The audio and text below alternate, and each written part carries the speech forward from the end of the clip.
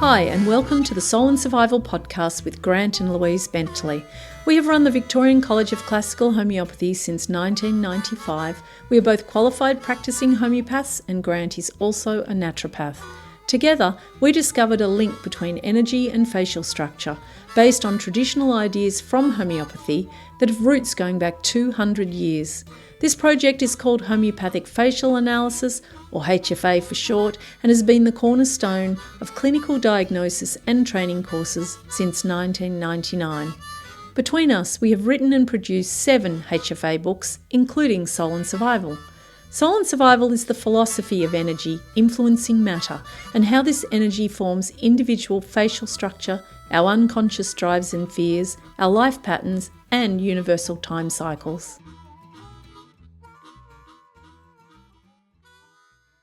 Hi again, everybody, and welcome to this next Soul and Survival podcast. And hello, Louise. Hi, Grant. How are you today? I'm okay. Thank you very much. We had a tough day? No, not a tough day. Just a little tired. We had a karaoke night last night at the local hall. Yep. So, a lot of singing. Yeah, and we're not singers. No. I mean, this is one of the things about, even with podcasting, was that I was always under the idea that you had to be either an academic, which I'm not. I mean, I've got all the relevant undergraduate qualifications, but I haven't. No, I'm not. I would never class myself as an academic because I haven't gone on to do masters or I haven't done PhDs. And okay, you've just done all the work that would be associated with it. I've done tons of research, but it's always been independent research. It's never been formal training, so I wouldn't be regarded. But I mean, you're formally a naturopath, a homeopath, and you've well, that's what I mean. I've done all the undergraduate stuff that will get you into the profession that I want to. But I guess 35 years of clinical experience got to count for something. And 5 books, etc. So I always thought you had to be either an academic like a Jordan Peterson, etc., really, to do podcasts, or perhaps an entertainer, which I felt last night at the hall proved that I am not. You are not an entertainer, and neither am I. But we had fun. So let's move along, because we're going to try a slightly different format. We thought this might be interesting. We're going to do what we might call our little case series, because we do get questions from prospective students, and there's a sort of perhaps what shall we say, it's hard to understand what we do in some ways, and yet once people learn it, they go, well, this just makes so much sense. This is really classical homeopathy. This is Hahnemannian. Yes, we say. And so what we're going to do is highlight how we do case taking and some case analysis. So I just want to explain, first of all, our format, I suppose, our process. So we've already discussed how we do generalised rubrics and how we always do a repertorisation and how we always get the miasmatic base of the case through facial analysis. So what we'll be talking about now is how we get the case to the rubrics. So that's a process, and we want to highlight via one case today how that was achieved and a nice outcome. So so what are you going to do? You're going to read a case. And what do you want me to do? Okay, so I'll just let me explain a little more. I was just explaining what we do. What we do when we do a first case analysis, because we're pretty busy, we started doing this a few years ago, where we send a case-taking performer to the patient or the parent to fill out. It has a number of sections, obviously all the basic things like the name and da-da-da-da. It has the main complaint. It has any allied complaints. It has how often the problem occurs and what modalities, if any. And then it has the whole head to toe via, that typical sort of materia medica layout with everything from the head right the way down to the toes. It has the general conditions of sleep, thermals, weather, perspiration, and then we've also got a little bit for that sort of life themes and character and so forth. But that's pretty much it. So we get that information and we get a set of facial photos. So we work out the miasm from the facial photos, the dominant miasm of the patient, And we're going to do a baby today, which is interesting. And these are... It's not actually a PANDAS No, case, I've thought, let's just try something a bit, which would look really straightforward coming into the homeopathic clinic, but whether or not most homeopaths would choose the remedy we chose, I'm not sure, maybe some would, but we just want to show the process and how straightforward it is to choose the rubrics and then to choose the remedy. And so I'm going to get you to talk through, as a teacher, like you always have done this in the past with all your students. And one of the things you got a lot of compliments on is how you could simplify a case into 4 to 6 or 8 rubrics. Like you're really very good at doing that.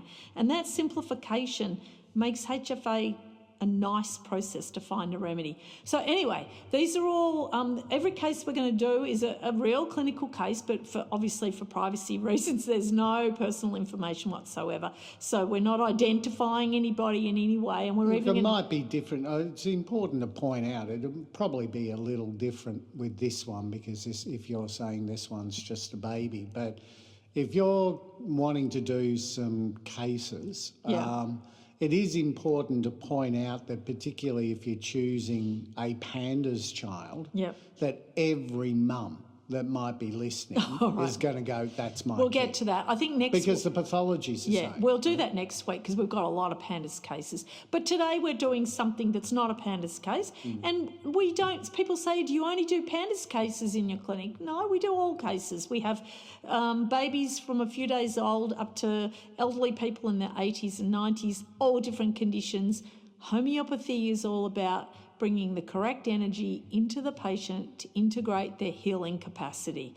So mind, emotions, physicals, immune system, nervous system, hormones, we're looking for balance and regulation, which equals healing. Yeah, and also important to point out at this, excuse me, that singer's throat.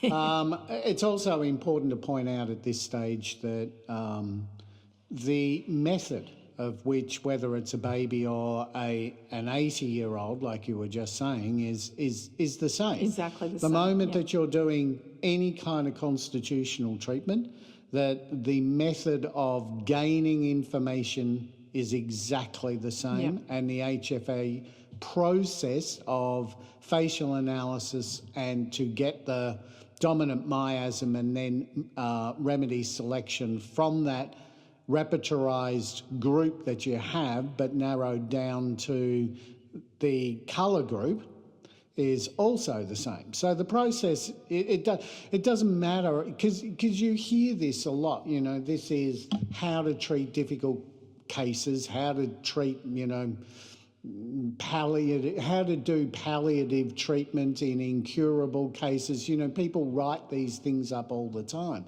But the reality is, it's all the same.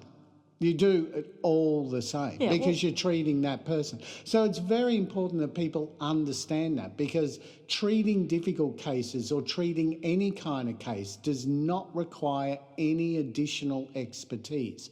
You just have to know the process of the HFA process. It's really important what you've just said, and it gives you a freedom as a practitioner. You feel confident to approach all cases. Doesn't mean you'll get them all, but we do get about an 80 to 90% success rate over time, although some cases have less potential for healing.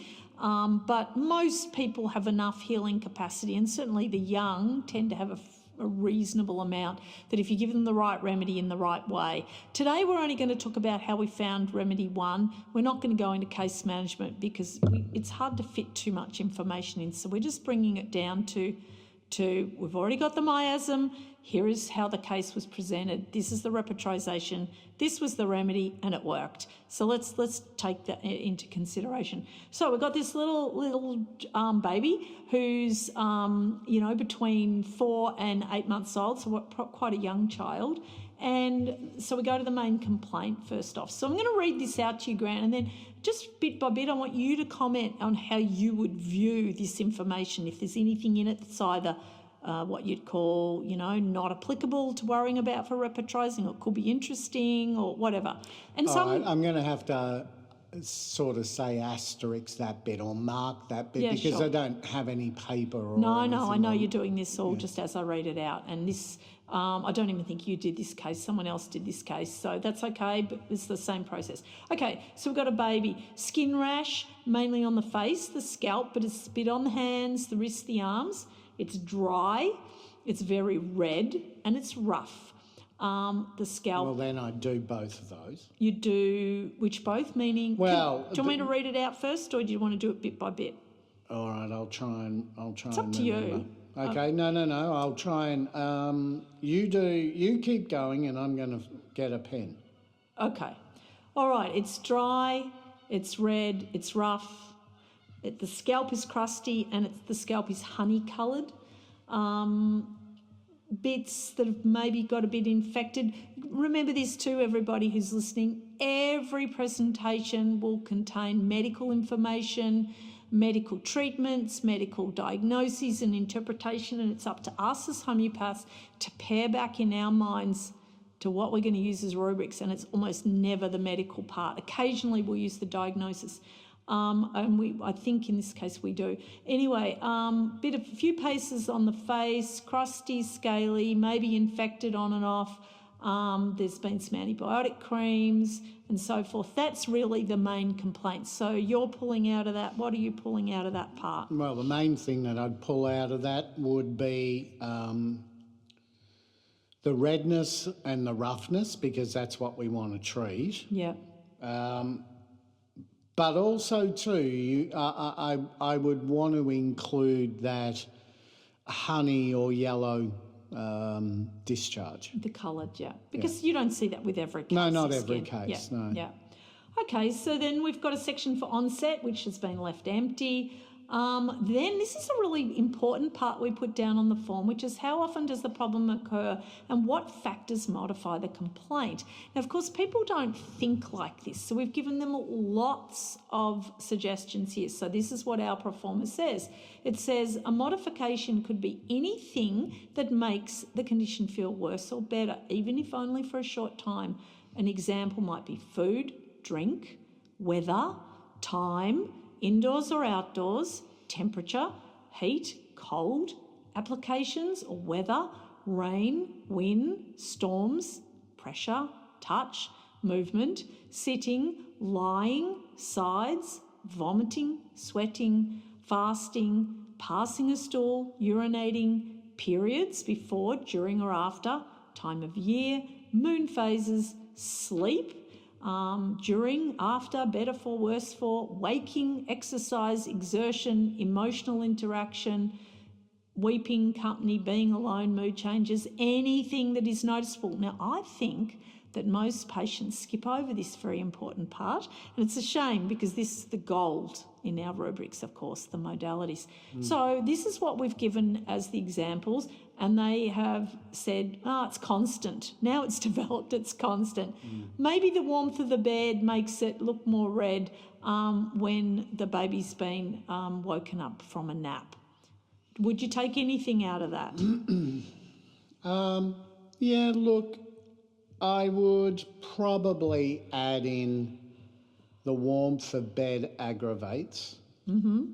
And, all right, let me qualify that though. I'm adding in warmth of the bed aggravates because it's the only modality we have. It's actually a really poor modality. It is, and it's relatively common, but here's the thing too, and of course you can't really factor this in until you get to the end of the case. Some cases don't give you much information. You've only got what you've got and the miasm. Other cases might give you 20 pages. You've got so much that little warmth of the bed could be completely overlooked. Yeah, so here's what I do is that, all right, it's a modality, so I'm going to use it, but how strongly I'm going to rely on it depends on the other modalities that I get. So, for example, if I got every time there was a storm brewing, then their skin eruptions are worse, or every time that they drank milk, their skin eruptions are worse. Then that eruption, that itching or worse from the warmth of bed would start sliding down the latter because the other ones are better. They're more unique.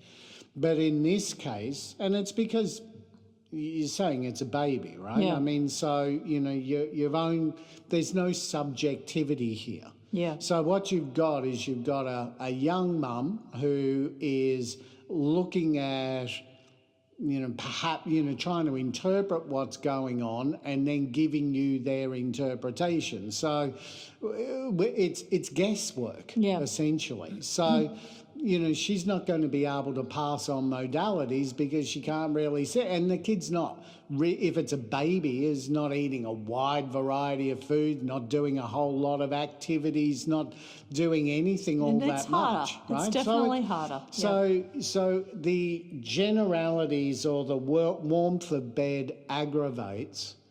And I often go to the generalities instead of skin eruptions. Warmth of bed aggravates because it will often give you more remedies. Now, in the past, you know, if you're doing a Kentian repertorization, he would say that I'm doing that wrong. He would say, no, you don't know that it's generally worse for the warmth of bed, male or female. Oh, it's a little boy. So I won't refer to it as it's. All right. You don't know he is worse generally for the warmth of bed, because worse generally for the warmth of bed could be the headache and the skin eruptions and just their temperament is worse for the warmth of bed, right? And that now becomes a general. So Kent would say, no, you would go to the skin and you go to eruptions and do it. I don't, and I don't need to, and here's why.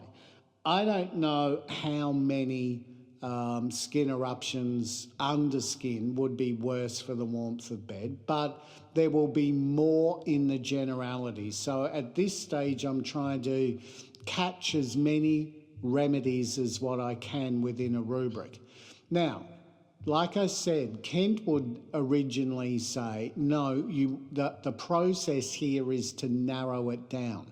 But Kent didn't have HFA, right? So immediately I can, because of HFA, I can cast a broader net with my rubrics, because I'm going to cull 6/7 of them the moment I have the facial structure. Yeah. Right. So I have a tool that Kent didn't have at his disposal, and the HFA process is far more important than narrowing it down via a repertorization, because that's entirely based on what the proving elicited. Do you see what I mean? And where it was put into the book, or into the repertory. So at this stage, what I'm going to do is go to the generalities. Warmth of bed aggravates. Okay. And I'm going to use it, like I said, because we've got absolutely we don't have else. a lot. And I mean, obviously, because we're just going through a piece at a time, but if anyone were to read this overview, you'd say, as a homeopath, hard to differentiate a remedy here, but we were able to do it in first go, so we're just showing how it's done. Okay, so that's all we've got for our modalities. Now we're into what's called the other complaints, which is pretty much, is there any general description of anything other that could be wrong as well as the main complaint? So they've written up, there's a bit of constipation, it's fairly mild, but the bowels are okay most days, but not always. Okay, that's nothing. And there's a bit of spitting up. It's a baby, right? Baby, yeah. So again, no rubrics there. Onset since birth, so we've got no sort of causation or anything there. That's about as early as you can get. It's about as early. Then we always put the current treatment, and we're not overly interested in that because we understand that a good remedy cuts through everything. There's a little bit of topical antibiotic because they thought it might have been psoriasis, but now they're thinking it's probably eczema, but then no one's really sure. But again, it's a skin eruption, we know that. Okay, so now we get to what we call the top to toe, starting with the hair and moving all the way down. So I'll read all the things that are there and, again, give you comments. So there's a bit of hair that fell out on the back of the head, but it's starting to grow back in, and it's a little bit oily. No. Okay. There's some eruptions on the crown of the head. No. The stomach, some occasional pain in the belly, has a good appetite, breastfed, everything seems to be going up there. A bit of spitting, anything there? No. They mention the spitting up a lot again, but there's nothing much there. When you say spitting up a lot... Well, now they're saying spits up a lot, but then they said a bit previously, so unclear, we could be saying. Yeah, probably need some clarification on that. If there's vomiting after every meal... Oh, right. Well, vomiting's different. This is just spitting. Are you just talking about a little bit of... Spit. It's not vomit, it's just spit. And also I think we've got to remind people of here, we're not talking to this patient. This is just in writing. We choose the first remedy from the proforma and the photos, and then we do the follow-up in person. So if it hasn't gone so well, we'll find out why and we'd ask more about that spitting. We might need to explain why we do that. Well, I think I did at the beginning. I said it's a way of just getting started. We can get started more quickly. We can't fit everybody in for these long interviews. In a way, you don't want to start with a long interview. You want the clarity in your mind of knowing what the main complaint is, enough information to give a remedy. And 50% of our first remedies start to move the case. So it's a really good clinical process just as a starting point. If it doesn't work, if you're in the other second 50%, then we'll ask more questions, we'll get more information and we'll clarify. But this one happened to be in the first 50%. Okay, so the feeding patterns, this is on our infant proforma. Hungry at feeding time, content the rest, good suck, fairly consistent schedule, sleeps through the night, has the last feed later in the evening and goes till 6 or 7. Sounds like a pretty cruisy baby. We'll get a bit more information on that. But again, any rubrics from any of that? Not so far. Okay. Not eating any solids yet. About to start, I think, but nothing much there.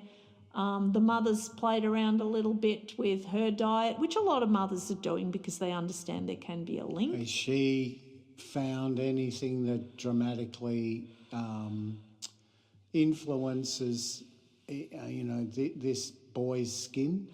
No, nothing here. They've just written that there's some problems through the family with gluten allergies and so forth. Again, very common.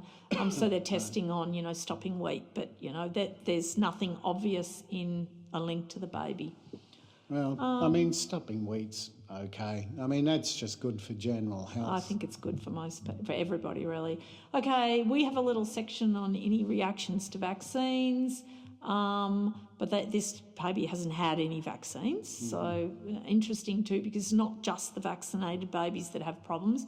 Any baby can have a problem. No, for sure. Development, pretty good, rolled over and doing a few things, and all the milestones seem pretty average, so there's nothing there. We do ask for conception details to see if there's anything even prior to, their birth and gestation period, but we get the answer in this, not really. It was just a busy time.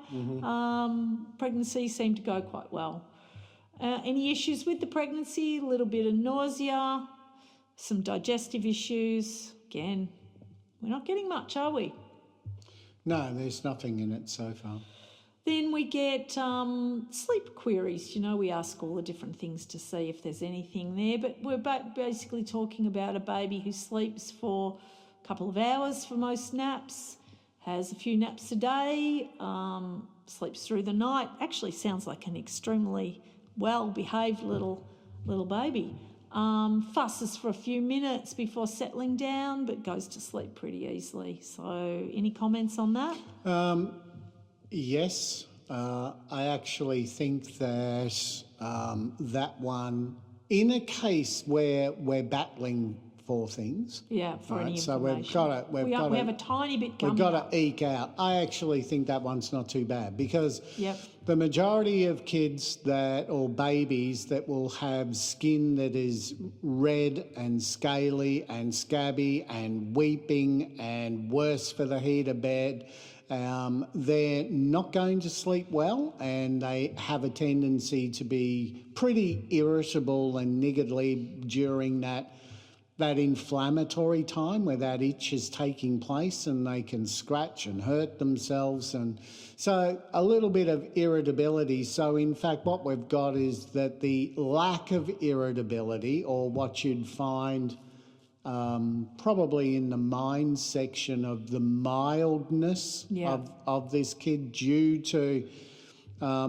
and it's the only reason that I'm emphasising it is that his mildness or his relaxation is strongly apparent when measured against the common baby complaints. population who would have a skin issue. Yeah, so I'd take that one. I'd take the mildness of the it's disposition. interesting, and we'll get down to that because we do a little character traits at the end, so it'll be interesting because you've already picked that up. But I'll go in order. The next thing is anything with the weather or seasons. No.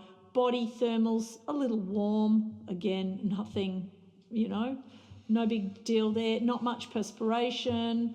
We also ask if you've had any previous homeopathic remedies, and if so, any positive results, but they haven't really put anything there either, because sometimes that can validate our miasm, and we see that, and that's good. And then, go on. Well, I was just going to say, yes, it can validate it, because sometimes they can say no, but good result with X. Now, if X happens to also belong to the colour group that the photos end up telling us that this person belongs to, that can be just a second tick of approval to let you know you're on the right track. Yeah, sure. And that's what we put it there. It's interesting information.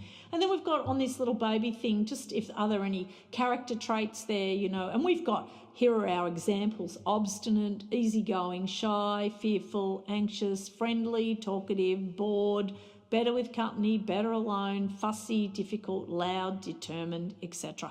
So, and they've put the, easygoing baby, which you've already picked up, pretty quiet and easygoing. So that matches in what you had already picked up with the sleep pattern. Yeah. And that's pretty much the case. So what we're going to do now is I'm going to get you to choose what you think the rubrics, and we'll talk about the rubrics that were chosen. Well, this is where HFA really comes into its own. I know I'm blowing my own trumpet a little here, but, when I was talking about Kent earlier, well, Kent would say without the modalities you don't have a case.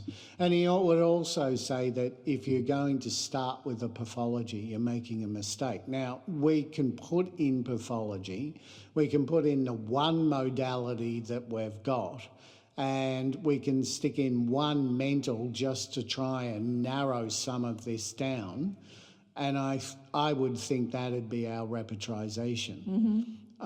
So in just looking at the notes that I made along the way, the pathology was, the eczma's really a question mark, isn't it? But we've got the dry, the red, and either scraped or crusty. Then rough and scraped. Rough and scraped, and then we've got the honey-like discharge, you were saying. Now, there's probably not a lot in there. No, you could probably ironically, do yellow. We did use honey-like for this particular rep, the remedy that was chosen was not covered by it. Yeah. It still worked. But what you might find is if you did yellow... Yeah, but we didn't. So do you want me to do it differently now, or just stick with what we did? No, just stick with what we've got. And then we've got the warmth of bed, and we've got the mildness. Yeah. Okay. Well, I'll read out what we chose, which is pretty much what you've said, with some slight variations. And what I love about this, and I say this when I work with students, you don't have to pick the exact same rubric. With this generalised approach, it's quite forgiving. If you get the miasm right, your remedy's almost certainly going to come up if you're in the ballpark. So what we chose is we did go for the mild, because it does kind of stick out in this case. And there's just to let everybody know too, we're using Complete Dynamics, the professional or master edition, and we've got a HFA filter on that for the allocation of remedies to miasmatic group via the HFA model.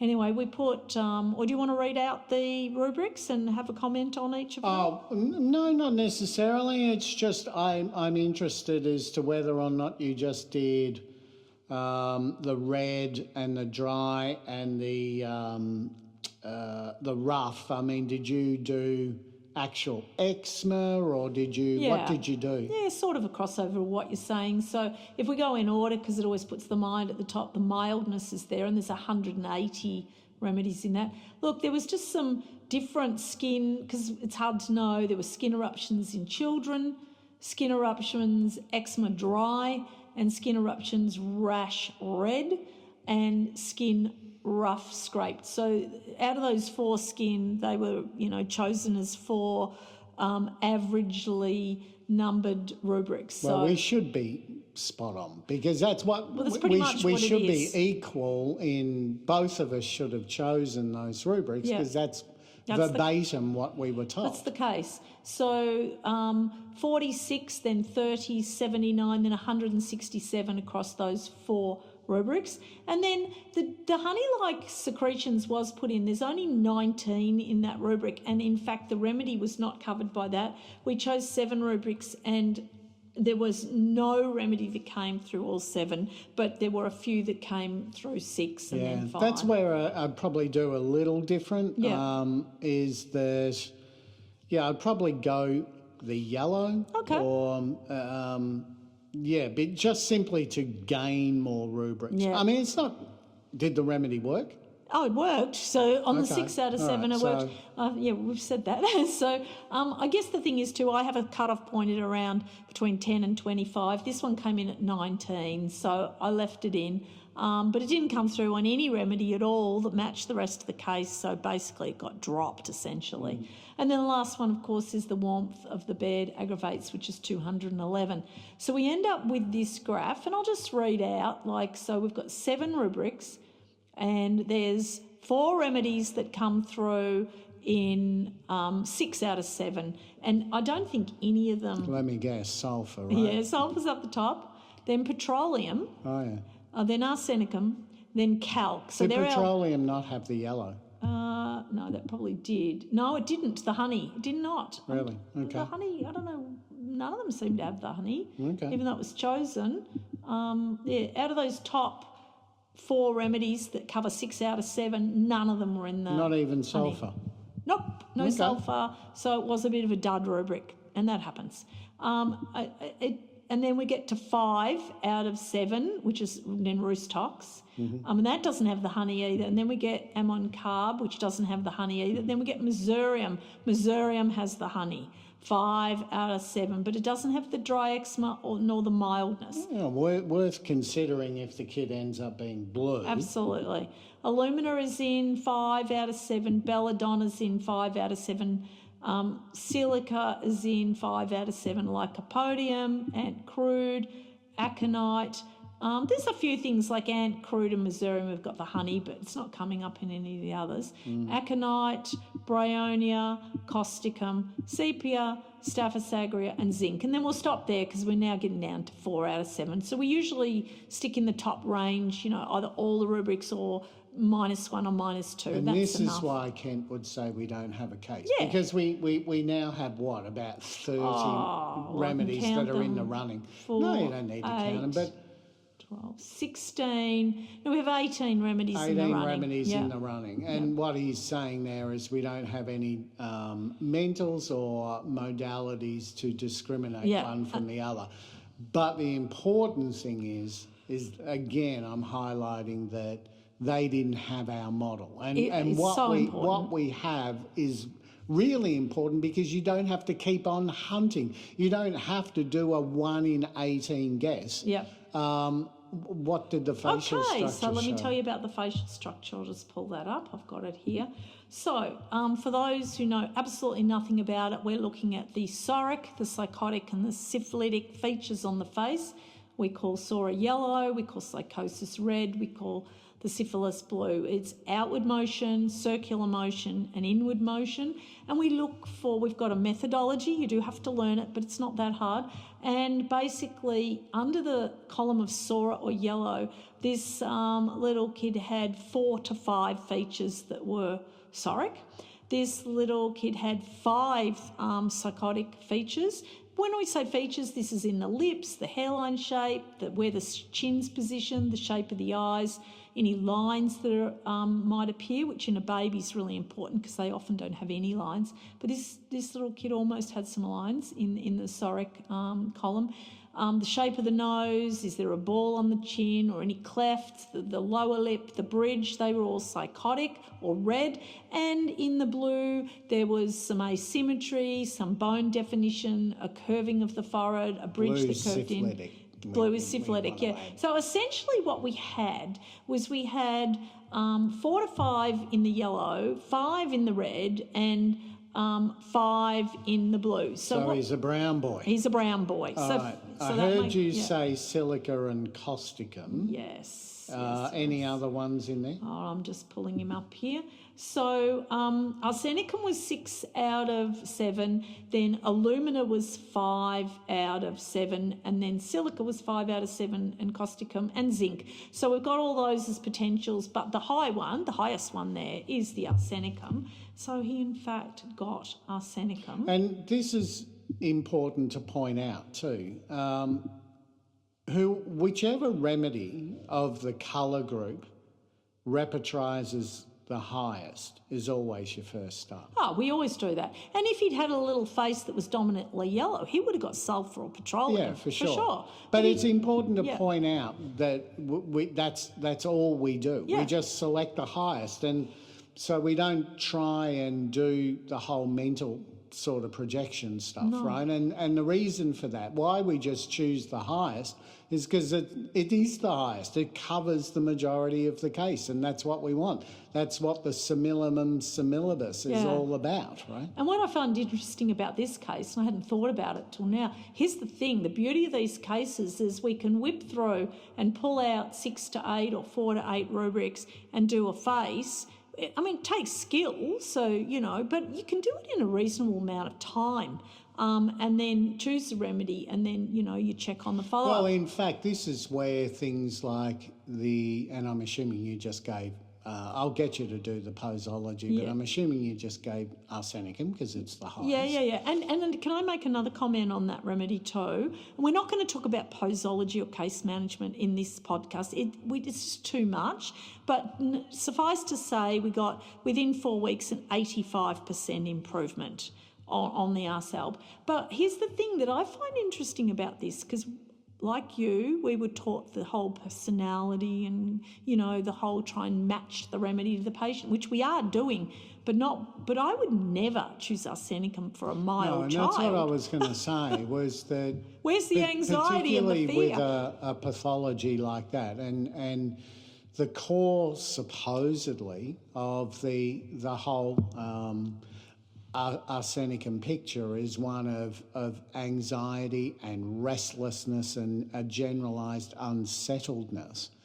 And yet this kid, we've chosen mildness because it stood out. It stood out. Yeah. And yet arsenicum is right up there. Yeah, and yet not known for it. Like, you learn something about remedies all the time. And you're saying that there was an 80% reduction. 85% reduction within 4 weeks. And then we went on and did a bit of case management. Then you know it's the right remedy. Yeah. When you sort of, we used to lecture a bit, we'd travel around and we'd lecture a little bit. And you come up with things like an 85% reduction in a pathology. And then people would say, but how do you know it's the right remedy? Oh, yeah, you know. Because you got an 85% reduction, mate. Yeah, absolutely. I mean, that's why. So you can't, or they'd say, but did you try sulphur? Well, there's no need to, because the arsenicum's doing the job. And then, right? look, we'll do a case management series a bit more specifically, but I think the example here is just how the case was written up, which is without much information, quite frankly, how we chose a remedy that worked, which is just with the face, and 6 out of 7 rubrics. And so all in all, that's probably a good place to end this podcast, I think. Yeah, no, that was good. Well, we can do... We'll do if that's what people would like, if that's what... well, send some feedback. We get feedback with different questions, and, you know, if you like this sort of thing, and we're going to do a few anyway. It's on YouTube now too, isn't it? Is this yeah, no, that's another point. Yeah, we've just started putting up on YouTube. We're turning our podcasts into visuals, which does take a little bit of time, but we're going to get a run on that, and we'll put things up. So if we get to this one, which I think we're up to about number 47 or 48 or something, we'll put in a few visuals. But look, essentially what we're trying to share with everybody is how profound the facial analysis and miasmatic diagnosis combined with simple generalised totality is in finding quite relatively easily, without a lot of deep information, remedies that work really nicely, and not obviously apparent remedies. Like maybe if that had been a sulphur case, everyone would go, oh, well, I would have given sulphur. Maybe you would, but I'm glad we didn't give sulphur, because there might have been a chance it could have aggravated little fella. There's a very big chance, and I think that that's a really important thing to say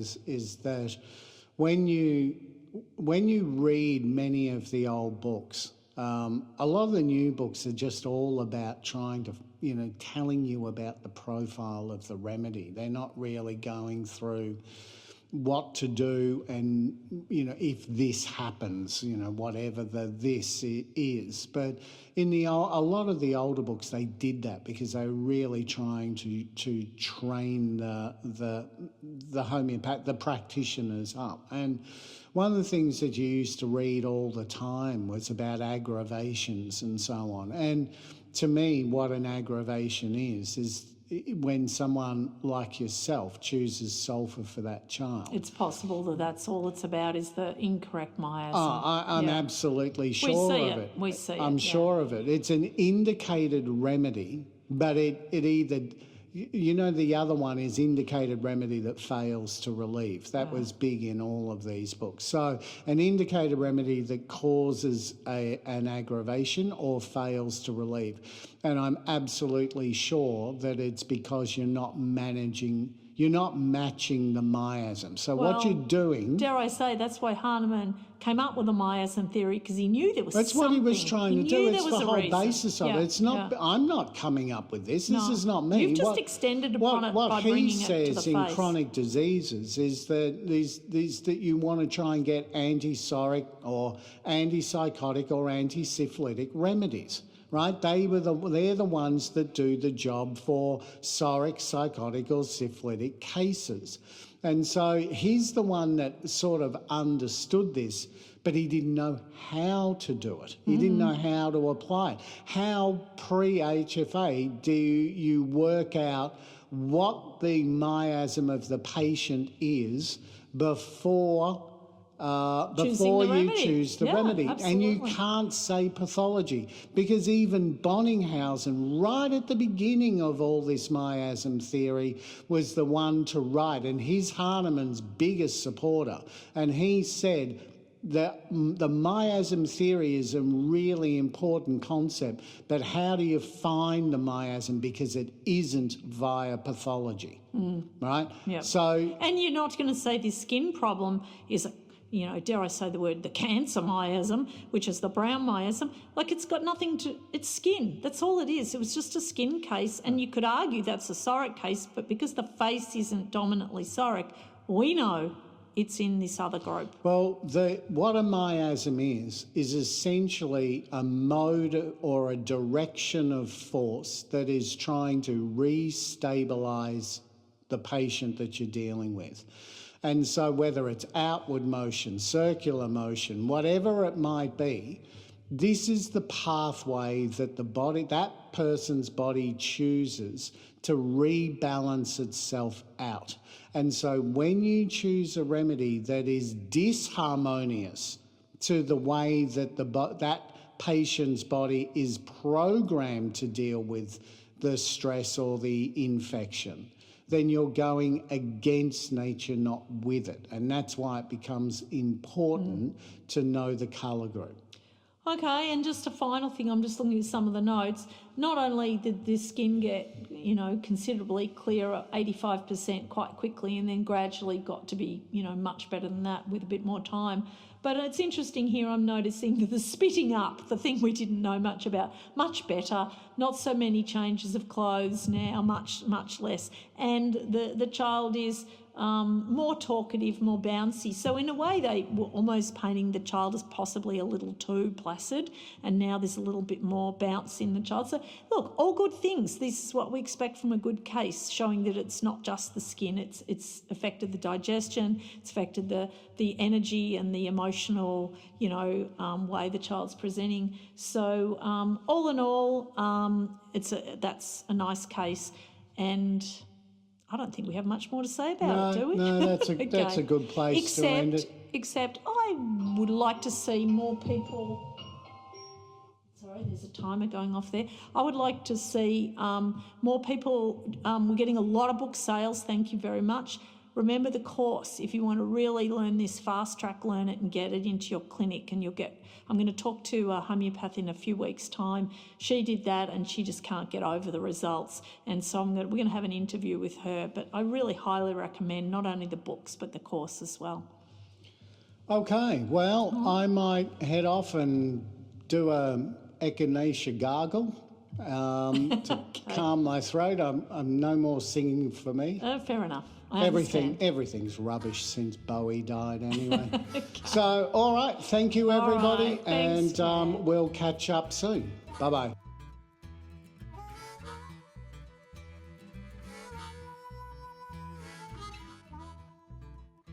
Thanks for listening to Soul and Survival.